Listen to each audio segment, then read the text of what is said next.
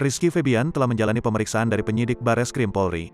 Dalam pemeriksaan tersebut ternyata benar Rizky Febian ada menerima uang 400 juta. Dalam pemeriksaan itu juga terungkap Rizky Febian tak menggunakan uang 400 juta pemberian Crazy Rich Bandung tersebut. Putra Sule malah mendonasikan uang tersebut untuk satu yayasan.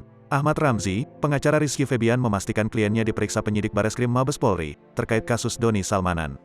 Hal tersebut diakui Ahmad Ramzi, karena Rizky Febian pernah menerima uang sebesar 400 juta dari Doni Salmanan. Berdasarkan keterangan polisi, Ramzi menegaskan Rizky Febian tidak mengembalikan uang dari Doni Salmanan sebesar 400 juta.